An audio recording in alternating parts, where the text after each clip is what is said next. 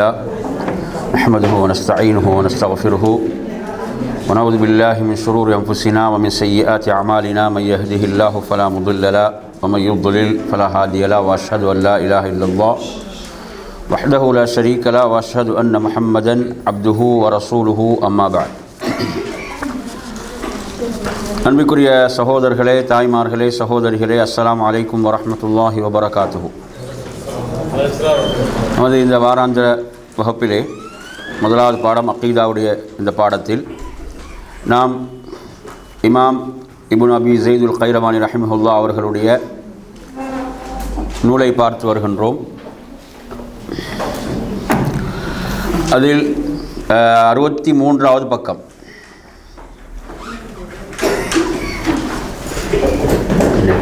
Net வந்து கட்டாவதே.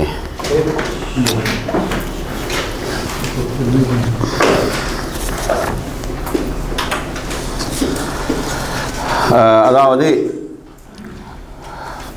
وَخَلَقَ النَّارَ فَأَعَدَّهَا دَارَ خُلُودٍ لِمَنْ كَفَرَ بِهِ وَأَلْهَدَ فِي آيَاتِهِ وَكُتُبِهِ وَرُسُلِهِ وَجَعَلَهُمْ மஹ்ஜூபீன an ருயத்திஹி என்பது இந்த வாசகத்தில் இப்போ நாம் கவனித்தோம் என்று சொன்னால், அல்லாஹ் நரகத்தை படைத்து அதை தயார்படுத்தி வைத்திருக்கிறான். அது நிரந்தரமானதாக நிலையானதாக இருக்கிறது. இவர்களெல்லாம் அல்லாஹுவை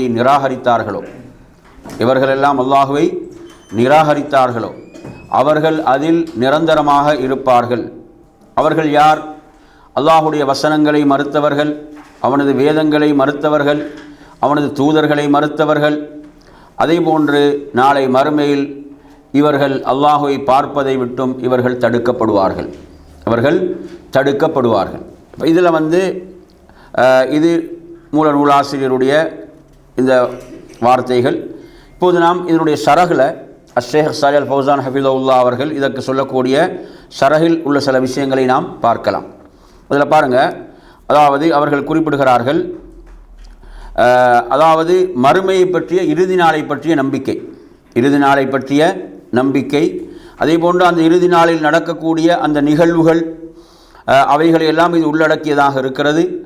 அல்லாஹு தஆலா தனது திருமறையிலும் அல்லாஹுடைய தூதர் ஸல்லல்லாஹு அலைஹி வஸல்லம் அவர்களுடைய வார்த்தைகளிலும் சொன்ன இந்த விடயங்களை, மறுமை தொடர்பாக குறிப்பிட்ட விடயங்களை நாம் ஒவ்வொருவரும் நம்பிக்கை கொள்வது கடமையாக இருந்து கொண்டிருக்கிறது. நம்மீது கடமையாக இருக்கிறது. அந்த அடிப்படையில் தான் சுவர்க்கம், நரகம் இவற்றை அல்லாஹ் படைத்து அதை தயார்படுத்தி வைத்திருக்கிறான் என்றும் நாம் நம்பிக்கை கொள்ள வேண்டும் என்ற விடயங்களை இதிலே அவர்கள் குறிப்பிடுகின்றார்கள். அதே போன்று சுவர்க்க இன்பங்கள், சுவனத்து இன்பங்கள் என்பவைகள் நிலையானவைகள், நிரந்தரமானவைகள். அந்த சுவர்க்கத்தில் அவர்கள் நுழைந்தால் அதிலிருந்து வெளியேற்றப்பட மாட்டார்கள். அவர்களுக்கு அங்கு மரணம் இல்லை, நோய் இல்லை, முதுமை இல்லை. அவர்களுக்கு அவங்க விரும்பாத எதுவும் அங்கே கிடையாது. அது நிலையான இன்பமாக அந்த சுவர்க்கம் இருக்கும். சுப்ஹானல்லாஹ். அதை அந்த குறிப்பிடுகின்றார். அதே போன்று நரகத்தை நாம் எடுப்போமாக இருந்தால், அந்த நரகத்தை அல்லாஹ் படைத்து அதை நிராகரிப்பாளர்களுக்கு தயார்படுத்தி வைத்திருக்கிறான். அல்லாஹு தஆலா அதை சூரத்துல் பக்கராவுடைய 24 வசனத்தை நீங்கள் எடுத்து படித்து பாருங்கள். அதில் கீழே கொடுக்குறாங்க, உஇத்தல் காஃபிரீன், அது காஃபிர்களுக்கு தயார்படுத்தப்பட்டுள்ளது. எனவே அஹ்லு சுன்னா வல் ஜமாவுடைய நம்பிக்கை என்ன? சொர்க்க நரகம் படைக்கப்பட்டிருக்குதா இல்லையா? படைக்கப்பட்டு இருக்கிறது என்பதுதான் அஹ்லு சுன்னா வல் ஜமாவுடைய நம்பிக்கை. அப்போ எனவே வல் ஜன்னத்து வன்னாரு மஹ்லூகத்தான், அந்த இரண்டும் படைக்கப்பட்டுள்ளது என்ற இந்த விடயம் இதிலே அவர்கள் குறிப்பிடுகின்றார்கள். இப்போ அதில் ஒரு ஹதீஸை கூட கீழே கொண்டு வரார் பாருங்க. நரகம் அல்லாஹ்விடத்திலே முறையிட்டதுன்னா என்ன ஆதாரம் இருக்குது? அதில் நரகம் படைக்கப்பட்டதா இல்லையா? படைக்கப்பட்ட காரணத்தால் என்ன செய்யுது? அது முறையிடுகிறது அல்லாஹ்விடத்தில். அது சொல்கிறது, எனது ஒரு பகுதியை மற்றொரு பகுதி என்ன செய்கிறது? அழித்து கொண்டிருக்கிறது, சாப்பிட்டு விட்டது. அப்போது அல்லாஹ் அதற்கு எதற்கு அனுமதி கொடுத்தான்? இரு மூச்சுகளை விடுவதற்கு. பினஃபஸைன், இரு மூச்சுகளை விடுவதற்கு அல்லாஹ் அனுமதி வழங்கினான். நாம் இந்த உலகத்தில் உணர்கின்ற கடுமையான குளிரும் நரகம் விட்ட மூச்சு தான். கடுமையான வெப்பம் சூடும் எது? நரகம் விட்ட மூச்சே தாங்க இல்லாமல் இருக்குது. அப்படி தானே? சுப்ஹானல்லாஹ். அப்போ நரகம் எவ்வளவு பயங்கரமானதாக இருக்கும் என்பதை நாம் எண்ணி பார்க்க வேண்டும். எனவே நறுமையான சகோதரர்களே, இந்த ஹதீஸ் புகாரில் வரக்கூடிய செய்தி அதை இதிலே கொண்டு வருகிறார்கள். சரி, அடுத்ததாக பாருங்கள். அப்போ அந்த குறிப்பில் அவர் சொல்லும்போது கீழே 64ஆம் பக்கத்து குறிப்பில் பார்த்தீங்கன்னு சொன்னால், அதாவது சொர்க்கம் நரகம் பற்றிய நம்பிக்கை என்பது அது மறுமையை பற்றி நாம் நம்பிக்கை கொள்ளக்கூடிய அம்சங்களில் உள்ளடங்கியதாக இருந்து கொண்டிருக்கிறது. ஒரு ஹதீஸை கொண்டு வராரு. இதுவும் புகாரில் வரக்கூடிய செய்தி தான்.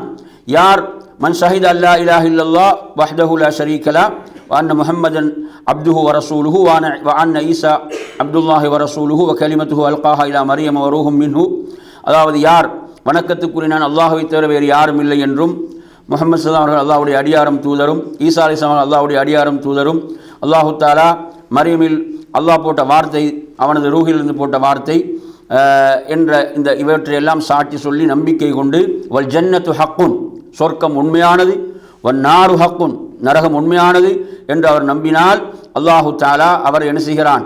அவருடைய அந்த செயல்களில் மீது அல்லாஹ் அவரை சொர்க்கத்தில் நுழைவிக்கிறான் என்று இந்த ஹதீஸ் சொல்கிறது. அப்போ எனவே இங்கு பார்க்கும்போது எப்படி வார்த்தை அழுத்தமாக வருதுன்னு பாருங்கள். வல் ஜன்னத்து ஹக்குன் வன் நாரு ஹக்குன் என்பது மிக அழுத்தமாக இந்த செய்தியில் இவ்வாறு உறுதியாக நம்புகிறார். சொர்க்கம் உண்மையானது, நரகம் உண்மையானது என்று என்ன செய்கிறார்? அவர் உறுதியாக அவர் நம்புகிறார். அப்போ எனவே இது ஈமானில் நின்றும் உள்ள விடயம் என்பதற்கு இந்த ஹதீஸை இங்கு கொண்டு வருகிறார்கள். அதே போன்ற நறுமையான சகோதரர்களே, அடுத்து அதில் நாம் பார்க்கக்கூடிய விடயம்தான், அதாவது நாளை மறுமையில் படைத்த அந்த ரப்போடு தொடர்பட்ட சில விஷயங்களையும் இதில் அவர்கள் குறிப்பிடுகிறார்கள். அந்த விஷயங்கள் நாங்கள் இதில் பார்க்கும்போது முதல்ல அந்த வாசகங்களை பாருங்கள். 64ஆம் பக்கத்தில், வஅன்னல்லாஹ தபாரக வ தஆலா யஜீஉ யௌமல் கியாமஹ் வல் மலக்கு ஸஃவன் ஸஃவா லிஅர்தில் உமமி வ ஹிஸாபிஹா வ உகூபத்திஹா வ ஸவாபிஹா. இதில் அல்லாஹு தஆலா நாளை மறுமையிலே அல்லாஹ் வருவான். மலக்குகள் அணிவகுத்து இருக்கக்கூடிய நிலையில், மலக்குகள் அணிவகுத்து இருக்கும்போது அல்லாஹ் வருவான். அல்லாஹ் வந்து என்ன செய்வான் என்று சொன்னால், அந்த சமுதாயத்தை, மனித சமுதாயம் விசாரணைக்கு உட்படுத்தப்படுவார்கள். அவர்களுடைய விசாரணைக்கு பிறகு அவர்களுக்கு தண்டனை அல்லது நற்கூலி என்பவைகள் எல்லாம் அங்கு என்ன செய்யப்படும்? அங்கு நிகழும் என்ற விடயத்தை இதிலே குறிப்பிடுகின்றார்கள். எனவே நறுமையான சகோதரர்களே, அதில் அந்த குறிப்பில் நீங்கள் கீழே பாருங்கள். அதில் அவர்கள் சொல்கிறார்கள், நாளை மறுமையிலே அல்லாஹு தஆலா அடியார்களுக்கு மத்தியில் தீர்ப்பளிப்பான் என்பதை நான் நம்பிக்கை கொள்ள வேண்டும். அதே போன்று அல்லாஹ் தனது கண்ணியத்துக்கும் தகுதிக்கும் அந்தஸ்துக்கும் ஏற்ப அல்லாஹ் என்ன செய்வான்? அல்லாஹ் வருவான். அப்போ எனவே இது அல்லாஹுடைய பண்பில் நின்றும் இருந்து கொண்டிருக்கிறது. குர்ஆனில் பாருங்கள், சூரத்துல் பக்கரா 210 வசனம். அவர்கள் எதை எதிர்பார்க்கின்ற அல்லாஹ் கேட்கிறான். அல்லாஹு தஆலா அந்த மேகங்களின் மேல் வருவதை, அதே போன்று மலக்குகள் வருவதை அவர்கள் எதிர்பார்க்கிறார்கள். அவர்களுடைய அந்த தீர்ப்பு முடிக்கப்படுவதை அவர்கள் எதிர்பார்க்கிறார்கள். சகல காரியங்களும் அல்லாஹ்வின் பக்கமே மீட்டப்படும் என்று அல்லாஹு தஆலா சொல்கிறான். நாளை மறுமையுடைய நாளில் அல்லாஹ் வருவதை பற்றி இந்த வசனம் என்ன செய்கிறது? சொல்வதை பார்க்கின்றோம். அதே போன்று பாருங்கள், சூரத்துல் ஃபஜ்ருடைய 21, 22 ஆகிய வசனங்கள், கல்லா இதா துக்கத்தில் அர்து தக்கன் தக்கா வஜாஅ ரப்புக வல் மலக்கு ஸஃவன் ஸஃவா. அப்போ இந்த பூமி வந்து தூள் தூளாக ஆக்கப்படும். அதாவது உமது இறைவன், மலக்குகள் அணிவகுத்திருக்க உமது இறைவன் வருவான். அப்போ இங்கு அல்லாஹ்வுடைய எந்த பண்பு சொல்லப்படுகிறது? அல்லாஹ் வருவான் இல்லையா? அவனது வருகை அல் மஜி என்ற அந்த பண்பு இதிலே சொல்லப்படுகிறது. எனவே அவனது தகுதிக்கும் கண்ணியத்துக்கும் அந்தஸ்துக்கும் ஏற்ப அல்லாஹ் என்ன செய்வான்? வருவான். வந்த அடியார்களுக்கு மத்தியிலே அவன் தீர்ப்பளிப்பான். எனவே நறுமையான சகோதரர்களே, இது வந்து அஸ்ஸிஃபாத்துல் ஃபிஅலிய்யா, அல்லாஹ்வுடைய அந்த செயல் சார்ந்த பண்புகளில் உள்ளது என்பதை நாம் இங்கே புரிந்து கொள்ள வேண்டும். எனவே எவ்வாறு வருவான் என்றால் நாங்கள் எப்படி பதில் சொல்லுவோம்? பெண்கள் கவனிங்க, பெண்கள், அதாவது எவ்வாறு வருகை தருவான்னு கேட்டால் நாங்கள் எப்படி பதில் சொல்லுவோம்? அது அவனது அல்லாஹ் அறிந்த விஷயம். அவனது தகுதிக்கும் கண்ணியத்துக்கும் அந்தஸ்துக்கும் ஏற்பவன் என்ன செய்வான்? அவன் வருகை தருவான் என்று நாம் நம்பிக்கை கொள்ள வேண்டும்.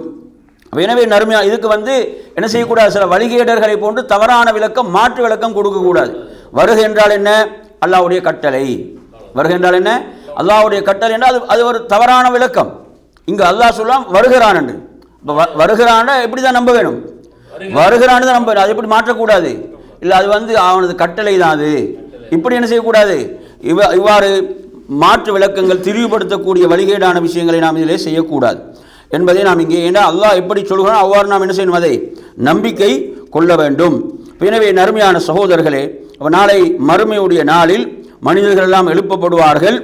எவ்வாறு என்று சொன்னால், ஆடை அற்றவர்களாக, பாதணி அற்றவர்களாக, ஹத்னா செய்யப்படாதவர்களாக எழுப்பப்படுவார்கள். சூரியன் மிக அண்மையிலே அவர்களுக்கு கொண்டு வந்து நிறுத்தப்படும். வியர்வையிலே அவருடைய செயல்களுக்கு ஏற்ப அவங்க என்ன செய்வாங்க, வியர்வையிலே அவர்கள் மிதப்பார்கள் என்ற நிலைகளை எல்லாம் நாம் ஹதீஸ்களிலே பார்க்கிறோம். அதையெல்லாம் மிக குறிப்பிடுகிறார்கள். அதே போன்று அல்லாஹ் குர்ஆனில் குறிப்பிடக்கூடிய வசனம் சூரத்துல் மஆரிஜ் 4-5 ஆகிய வசனங்கள்.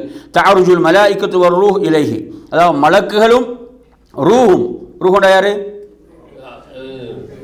ஜிப்ரீல் அலைஹிஸ்ஸலாம். ஜிப்ரீல் அலைஹிஸ்ஸலாம் என்ன செய்வாங்க, அவன் பால் மேலேறி செல்வார்கள்.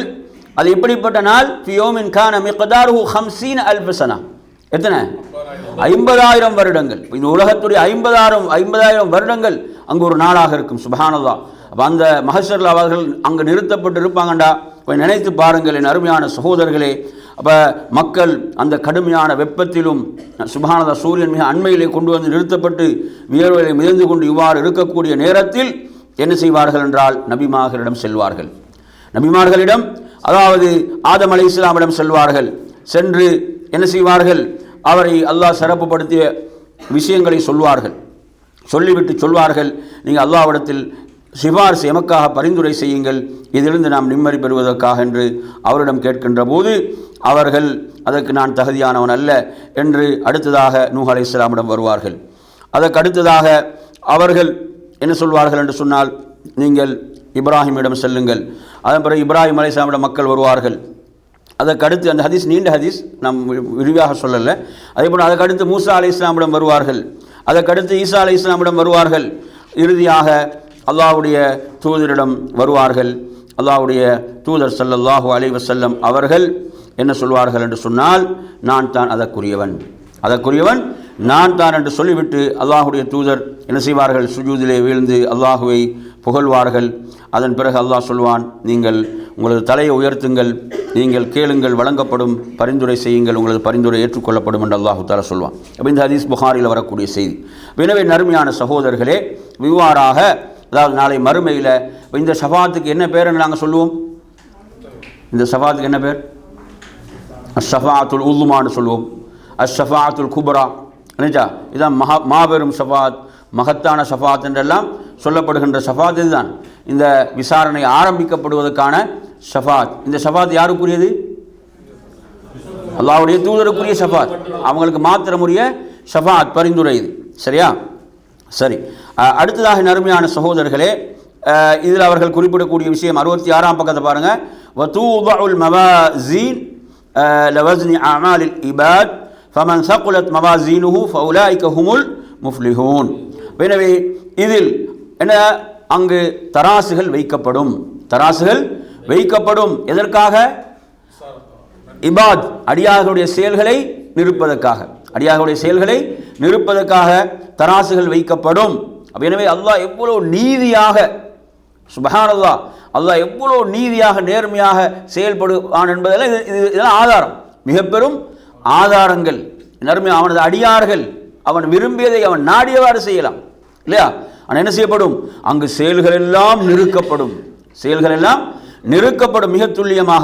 ஃபமன் ஸகுலத் மவாசீனுஹு, யாருடைய அந்த நன்மைகள் கணத்து விடுகின்றனவோ, நன்மையின் தட்டு கணத்து விடுகிறதோ, ஃபஉலாயிக ஹுமுல் முஃப்லிஹூன், அவங்க தான் யாரு, அவர்கள் தான் வெற்றியாளர்கள்.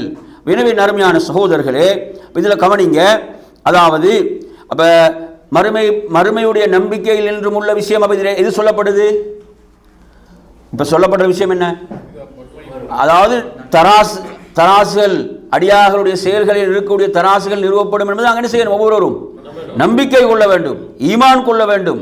புரியுதா அவன் சொல்றது.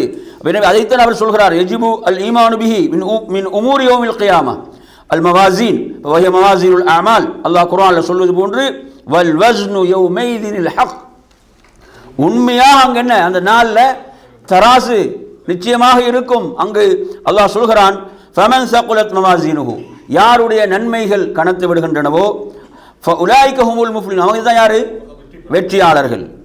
ஃபமன் ஹஃபத் மவாசீனுஹு, யாருடைய நன்மையினுடைய தட்டு என்ன செய்து எடையால் குறைந்து விடுகிறதோ ஃபஉலாயிக அல்லதீன ஹஸிரு அன்ஃபுஸஹும், அவங்க யாரு?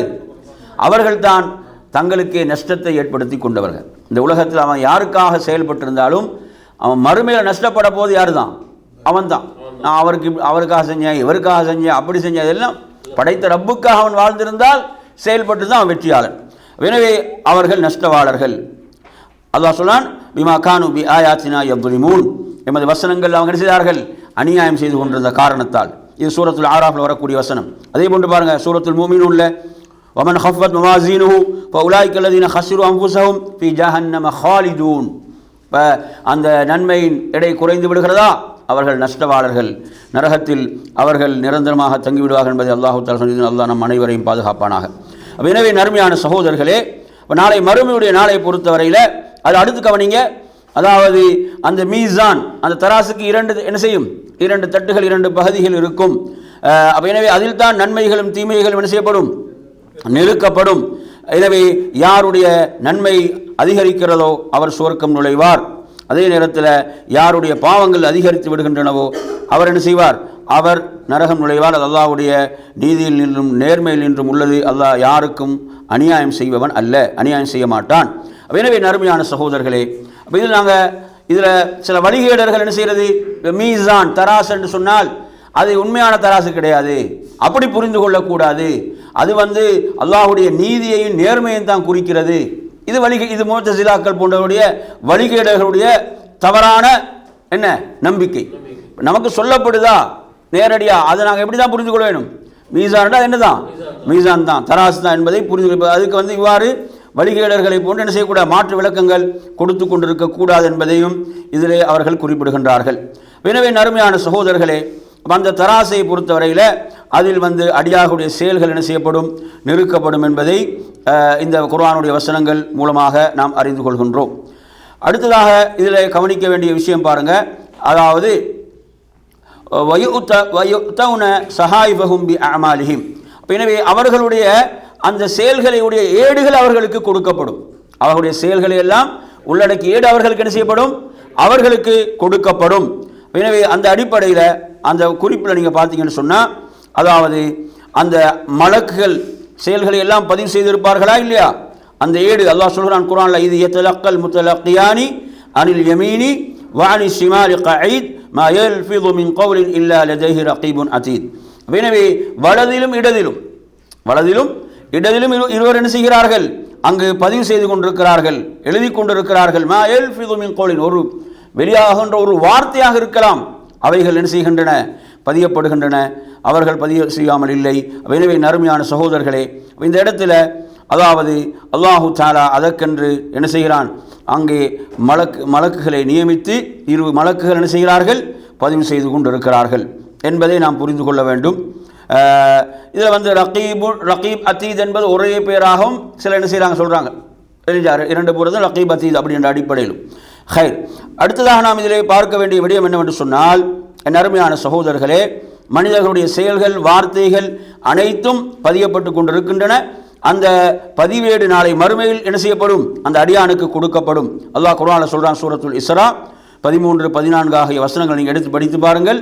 அல்லாஹ் சொல்கிறான், வகுல்ல இன்சானின் அல்ஸம்னாஹு தாயிரஹு ஃபீ உனுகிஹி வநுஹ்ரிஜு லஹு யௌமல் கியாமத்தி கிதாபன் யல்காஹு மன்ஷூரா இக்ரா கிதாபக் கஃபா பினஃப்ஸிக யௌம அலைக ஹஸீபா.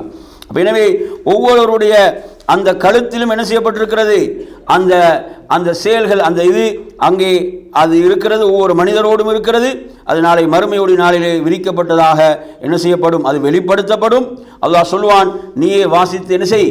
தீர்ப்பளித்துக்கொள். நீயே வாசித்து தீர்ப்பளித்துக்கொள், நீயே முடிவு செய்து கொள் என்று அந்த ஏடு அவனுடைய கையில் ஒப்படைக்கப்படும். என் அருமையான சகோதரர்களே, பாருங்கள், சுப்ஹானல்லாஹ். இப்போ கழுத்து பகுதி என்று சொன்னால் அதில் தான் எல்லாம் என்ன செய்யுது?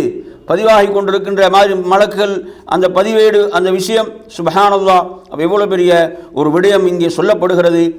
நாளை மறுமையுடைய நாளில் அந்த ஏடு அவரவருடைய கையில் ஒப்படைக்கப்படுகின்ற போது யாரும் சொல்ல மாட்டார்கள், நான் படிக்கல, எனக்கு வாசிக்க தெரியாது என்றெல்லாம் யாரும் சொல்ல மாட்டார்கள்.